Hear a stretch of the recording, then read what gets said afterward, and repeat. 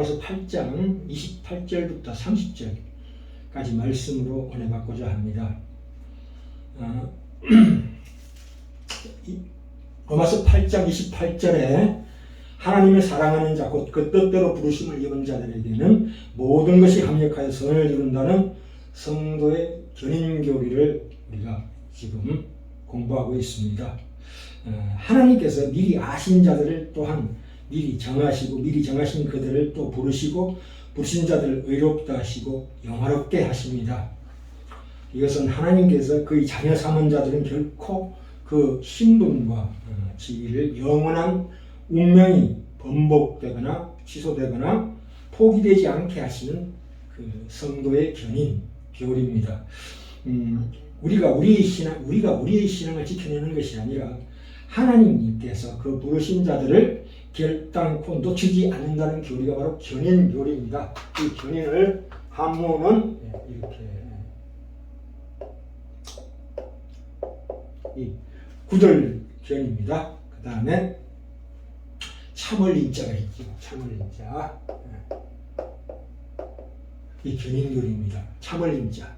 그래서 말하자면 하나님께서 이 구원의 순서와 질서, 그렇죠?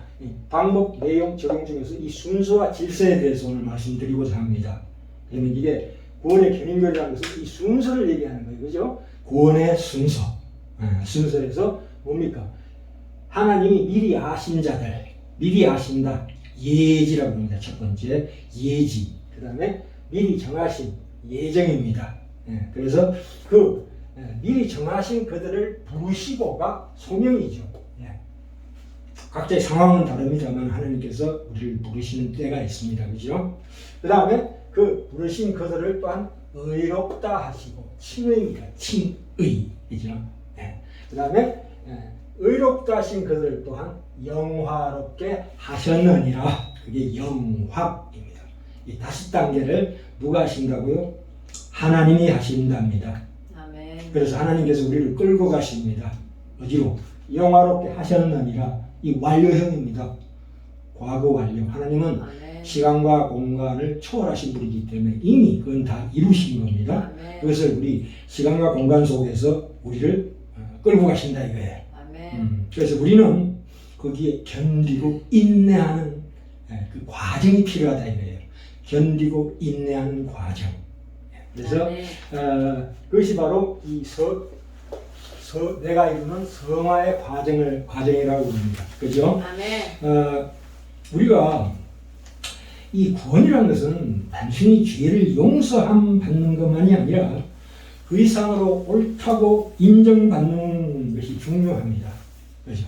죄 용서함으로 끝나는 게 아니고 우리가 그 이상으로 옳다고 인정받는 게 중요합니다. 그것을 법정에서 적용받는 것이 칭의입니다. 칭의. 우리 경건치 않은 자가 하나님의 크신 은혜로 예수 그리스도로 말미암아 의롭다는 선언을 받습니다. 우리가 죄를 용서받았다 그러면 또 죄 지으면 또 용서받고 이런 차원이 아니라 그것을 더 한 걸음 더 나아가서 그런 신분이 우리는 아니다 이거예요. 계속 죄 시선만 받는 신분이 아니다. 그 이상으로 이제는 우리가 죄를 지어도 하나님과 우리 관계는 더 이상 그 죄에 대해서 죄를 묻는 관계가 아니다 이거예요. 아멘. 우리가 하나님의 자녀이기 때문에 우리가 잘못했을지라도 처벌받거나 형벌로 심판받지 않는 신분을 얻었다는 것을 성경은 굉장히 강조하고 있습니다. 그래서 로마서 8장 1절 서두 시작할 때에 그러므로 이제 예수 그리스도 안에 있는 자에게는 결코 정죄함이 없나니 이는 그리스도 예수 안에 있는 생명의 성령의 법이 죄와 사망의 법에서 늘 해방하였습니다. 이렇게 말씀하고 계십니다. 그러니까 이 법정에서 우리가 의인이라고 칭함을 받습니다.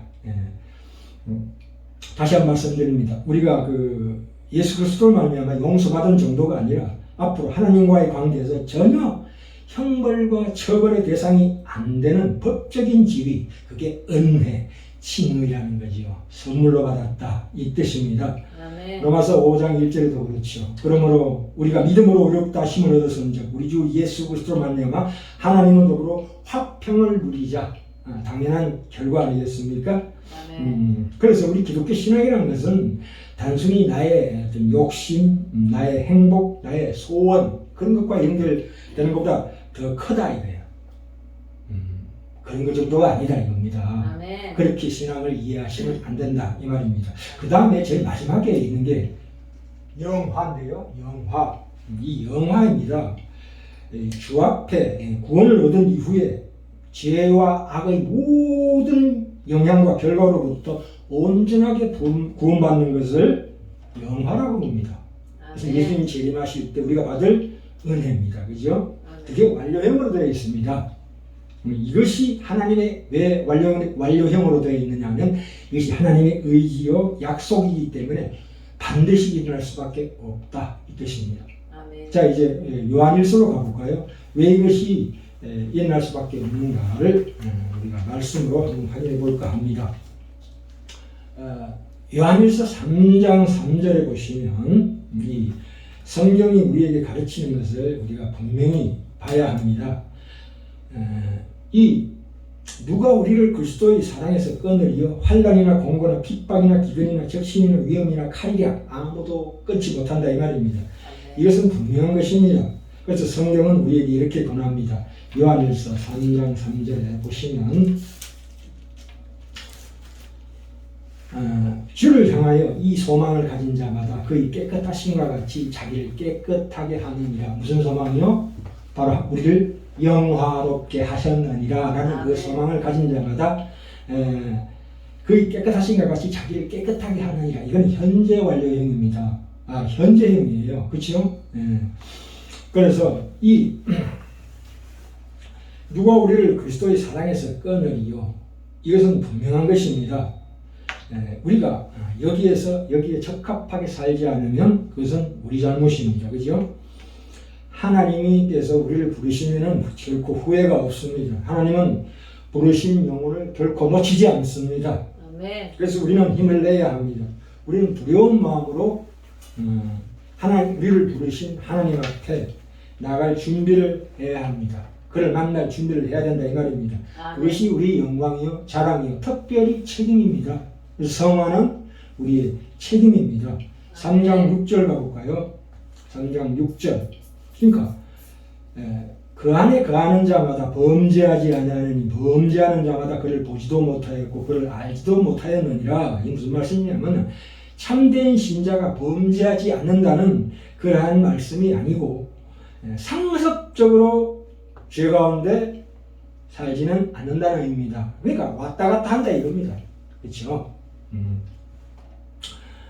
미래에 확실하게 이루실 것을 가리켜 현재 벌써 그렇게 이룬 것처럼 표현하는 말씀입니다. 미래에 확실하게 이루어질 거기 때문에 그렇죠?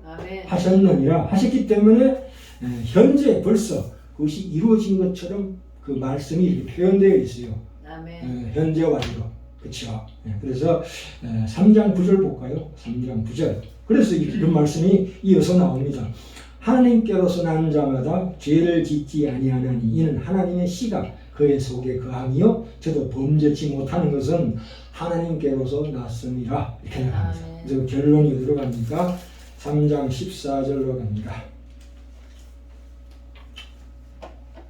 3장 14절 우리가 형제를 사랑함으로 사망에서 옮겨 생명으로 들어간 줄을 알거니와 사랑치 아니하는 자는 사망에 가느니라. 그렇죠? 예, 우리가 이제 이거를 우리에게 주신 이 운명을 기쁨으로 받느냐, 두려운 마음으로 받느냐는 우리의 손에 달려 있습니다. 그래서 우리가 누구나 하나님 앞에 섭니다. 우리가 하나님 앞에 부끄럽게 서면 안 되겠지요. 그러니까 구원은 취소되지 않습니다만 부끄럽게 쓰는 사람은 되지 말아야 한다 이 말입니다. 그죠? 그래서 우리가 이런 결론에 나갑니다. 그래서 깨어 근신하고 하나님의 뜻을 분별해서 그의 기뻐하심으로 우리의 소원을 삼아서 그 앞에 서는 날 칭찬과 영광 중에 서야 한다는 것을 이 말씀은 가르치고 있습니다. 그렇죠? 예. 자, 이제 아까 그 말씀을 하나하나 짚어보도록 하겠습니다. 아까 우리가 말씀드린 바대로 이 구원을 향한 어떤 순서와 질서 중에서 우리를 하나님께서 우리를 원하시는 목표 그 단계가 있는데 하나님께서 결국 이 단계로 전진시켜 주십니다. 근데 그 과정 중에 뭐가 빠졌냐 하면 성화가 빠져 있습니다. 성화는 말하자면 이 칭의 안에 포함되어 있습니다. 이 성화는 칭의 안에 포함되는 과정이 포함된다 이 말입니다. 그죠? 그렇게 우리가 이해하시면 됩니다. 그런데 우리가 이 성화라는 과정 중에서 우리가 살고 있는데 그 과정에 우리가 많은 갈등과 어려움에 속해 있다 이 말입니다. 그죠? 시간과 공간 속에서 우리에게 하나님께서 회개를 허락하시고 결단의 시간을 허락하신다 이 말입니다. 그래서 우리가 영혼이 깨어나지요. 뭐가 진리인 줄 우리가 알게 됩니다. 그래서 그런데 우리가 현실을 직시합니다. 진리에 비춰봤을 때 나는 아직도 의인이지만 죄인이구나 하는 것을 깨닫는 것입니다. 그래서 이대로 살다가는 내가 망하는 존재구나. 그렇기 때문에 예수 그리스도께서 나를 위해 돌아가시고 하나님께서 그 대가로 나를 구원하신 것이 얼마나 참으로 귀한 은혜라는 것을 감사하는 마음이 날마다 시간마다 분초마다 생각나야 마땅합니다. 그죠? 아멘. 이 성화라는 것은 우리를 구원하신 당연한 결과입니다. 그래서 우리 안에 생명이 들어옵니다. 새로운 생명이 창조된다 이 말입니다. 그래서 그동안 참 이 성경 볼 때 잘 풀리지 않았던 말씀들이 이제 싹싹 들어옵니다. 그죠? 이제부터는 우리 마음속에 새 마음으로 말미암아 죄를 싫어하고 주의 말씀을 따라 사는 것이 우리 기쁨이 된다 이 말입니다. 아멘. 이게 바로 성화의 시작이다 이 말입니다.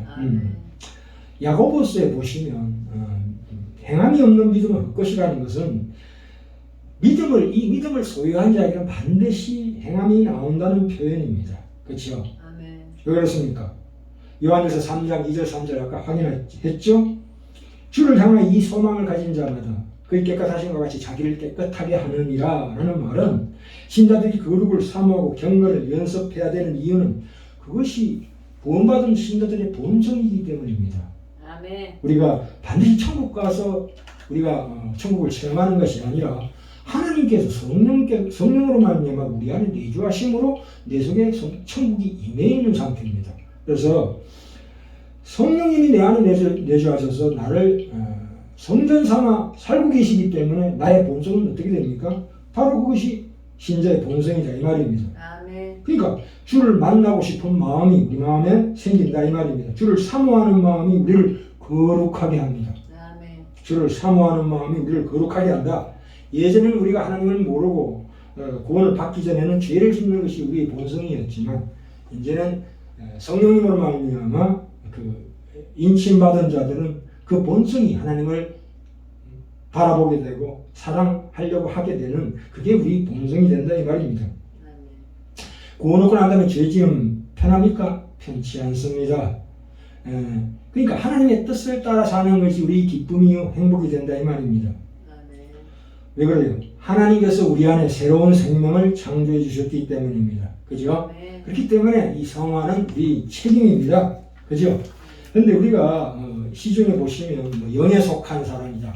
영에 한번 속하면 더 이상 육에 속한 사람이 안 된다. 이렇게 얘기하는데 그건 잘못된 오해입니다. 왜냐하면 우리는 알다시피 하루에도 10번씩 영에 속했다가 육에 속했다가 하는 거지요. 그죠?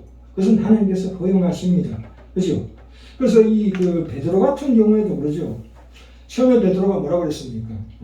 너는 나를 누구라 하느냐 그랬을 때 저는 그리스도시요 살아계신 하나님의 아들이니이다 그랬더니 시몬 베드로야 네가 복이 있도다 하시고 난 다음에 예수님이 십자가에 못 박힌다고 얘기했더니 베드로가 주여 이 일이 결단코 죽게 미치지 못할 것입니다 했더니 뭐라고 그랬습니까? 예수님께서 사탄아 내 집은 물로 가라. 갑자기 약간 칭찬하셨다가 지금은 말할 수 없는 부정을 하시니 사탄은 물로 가라 이렇게. 우리 삶하고 똑같아요. 이래 갔다 저래 갔다 하는 거 왔다 갔다 하는 거예요. 들어왔다 나갔다 들어왔다. 이 체험이라는 것은 들어왔다 나갔다 하는 거예요. 은사도 마찬가지고 또 하나님이 주시는 권능 어떤 지혜 은사나 신의 은사도 들어왔다 나갔다 하는 거예요. 그것은 우리 구원하고는 사실 아무 상관이 없어요. 내가 하나님의 사람이냐 아니냐가 그걸로 해서 판단되는 건 아니에요. 그죠? 그건 다음 시간에 말씀드리기로 하고요.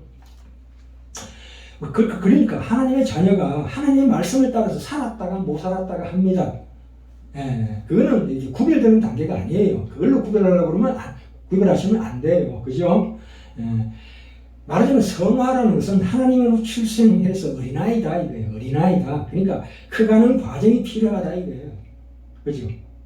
유아원에 가고 초등학교 가고 고등학교 가고 대학교 가고 우리 결혼해서 애들 낳고 이렇게 하는 그 과정이 필요하다. 그렇죠. 아멘. 우리가 태어나자마자 어른으로 태어난 경우가 어디가 있어요?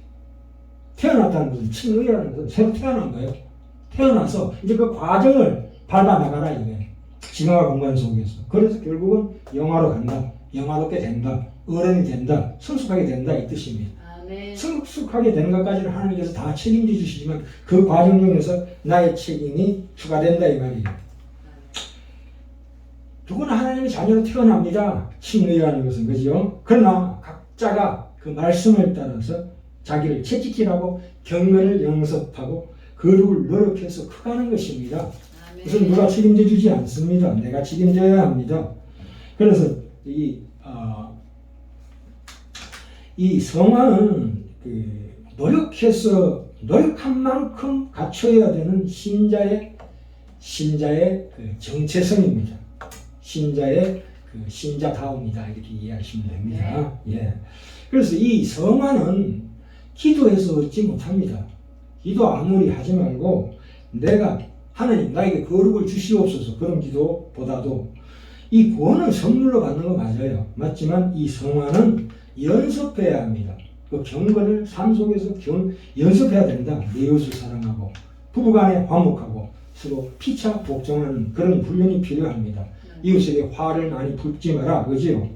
그래서 에베소서 4장 21절에서 24절에 나오잖아요. 진리가 예수 안에 있는 것 같이 너희가 과연 그에게서 듣고 또한 그 안에서 가르침을 받았을진데 너희는 유혹의 욕심을 따라 썩어져가는 구속 옛사람의 그 습성을 쫓는 옛사람을 벗어버리고 옛사람이라는 것은 구원받지 못한 자를 얘기하지만 동시에 옛사람 안에 있는 그 습성이 비록 새사람이 되었지만 내게 아직 남아있다고 생각합니다. 그죠? 오직 심령으로 새롭게 되어 하나님을 따라 의와 진리의 거룩함으로 지으심을 받은 새사람을 입어라. 입고 벗는 문제라는 거죠. 네가 있느냐 안 있느냐가 문제지요. 왕자인데도 거지 옷을 입고 있으면 안 되잖아요. 왕자다운 옷을 입어야 된다 이 말이에요. 그거는 내 책임이에요. 그죠? 물론 엄밀하게 얘기해서는 그것도 하나님의 전적인 100%적인 은혜고 은혜지만 그러나 겉으로 드러나는 현상은 나의 책임이다 이 말입니다. 그건 믿음으로 가지지 못합니다. 기도로 가지지 못합니다. 그죠? 체험으로 가지지 못합니다. 그걸 성령 충만으로 가지지 못합니다. 그것은 내 삶 속에서 우리가 그것을 실행해야 합니다. 행함이 없는 믿음은 헛것이다. 그죠? 그러니까 서로 거짓을 버리고 각각 그 이웃으로 더불어 참된 것을 말하라. 우리가 서로 지체가 됨이라. 분을 내어도 죄를 짓지 말며 해가 지도록 분을 품지 말고 마귀로 틈을 타지 못하게 하라. 그렇죠? 도적질하지 말고 빈궁한 자에게 구제하라. 무릇 더러운 말은 너희 입 밖에도 내지 말고 오직 덕을 세우는데 소용되는 대로 선한 말을 하라. 이 믿음을 베푸는 거, 믿음을 베푸는 것이 덕이에요. 그렇죠? 그것을 행함이 있는 믿음이 바로 그게 덕이라고요. 예전에 말씀드렸죠. 이 듣는 자들에게 나를 바라보는 자에게 은혜를 끼치게 하라 이 말입니다. 연습해야 합니다. 거짓말하지 말고 분내지 말고 게으르게 살지 말고 그걸 연습해야 합니다. 성화는 우리의 책임입니다. 아멘. 성숙해져 가는 것입니다. 그죠? 아멘. 이 신자들은 각각 이 큰 싸움은 안 하고 종교적인 형태의 일을 하려고 합니다. 뭐 전도하고 기도하고 봉사 그러지 말고 인자하고 자비하게 살아라 이 말입니다. 쓸데없는 소리 하지 말고 덕을 세워라 이 뜻입니다. 그게 성화예요. 근데 이것이 우리가 실천해 보면 참 어렵습니다. 이 다윗을 예를 들고 끝내고자 합니다. 다윗 같은 경우에도 우리가 알다시피 하나님을 어릴 때 의지해서 골리앗 장군을 넘어뜨립니다. 구국의 영웅이 됩니다. 그를 시기한 사울 왕이 그를 여러 번 죽이려 했으나 다윗은 도망다니면서도 사울을 향해서 활을 쏘지 않았습니다. 두 번이나 그를 죽일 기회를 가졌지만 그를 죽이지 않습니다. 이 참 다윗이 얼마나 훌륭한 하나님의 사람인지 모릅니다. 성경이 잘 묘사되어 있죠. 그럼 나중에 밧세바와 간통합니다. 그렇죠? 그래서 나단인 선지자가 와서 그것을 꾸짖죠. 그때 깨달아서 쓴 것이 시편입니다. 오호라 사망의 엄침한 골짜기 그 눈물로 침상을 띄운다. 그 다윗의 기도가 많이 나옵니다. 그가 가졌던 거룩한 그 신앙생활이 그 다음에 오는 시험과 어려움 앞에서 보장이 되지 않는 게 성화입니다. 내가 과거에 아무리 잘했다 한들 그것이 지금 내가 신앙생활 하는데 그게 크게 보탬이 안 된다. 물론 그것이 쌓이는 거룩함이 한 단계당 한 계단 쌓이는 그것은 엄청 유익한 거지만 이 시작을 안 하면 안 돼요. 그렇다고 해서 계속 실패하고 돌아서고 그래서 계단 올라가듯이 착착착 올라가 막혔다가 올라가고 또 막혔다가 또 올라가고 이런 과정이 바로 하나님께서 우리 허락하신 구원의 5단계에 포함되어 있다. 칭의와 영화에 포함되어 있다. 그게 성화의 과정이다. 이렇게 이해하시면 됩니다. 그렇죠? 그래서 우리가 마지막으로 우리가 운전하면은 운전이라는 게 뭡니까? 저도 운전한 오래 했지만 제가 어느 날 운전에 자신감이 생겼어요. 그때부터 막 S자 코스를 막 돌기 시작하는. 그러다가 크게 사고 날 뻔했습니다. 그 염화칼슘 뿌린 하얀 자국을 S자로 싹 그 청평 갈 때 돌다가 어떻게 됐습니까? 차가 갑자기 360도 돌아버렸어요.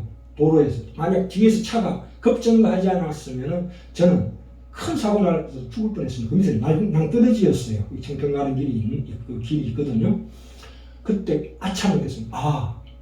내가 과거에 겪었던 그 운전의 경험이 도움이 전혀 안 되는구나. 항상 조심하고 그 경험을 연습해야 되는 것이구나. 내가 거룩을 열심히 연습하는 것이 바로 그것이 우리 나에게 크게 이득이 되는 이유가 바로 거기에 있다 이 말입니다. 그렇지만 항상 거기에서 우리가 절대 자만하지 말고 교만하지 말고 성주로 생각하는 자는 넘어질까 조심하라 그랬죠. 항상 그 말씀 두렵고 떨림으로 너희 구원을 이루어가라 하는 그 성화의 단계. 그래서 우리가 열심히 생각하고 내 마음의 소원 하나님을 기뻐하고 또 하나님의 거룩에 참여하는 자로 예수의 지체의 연합으로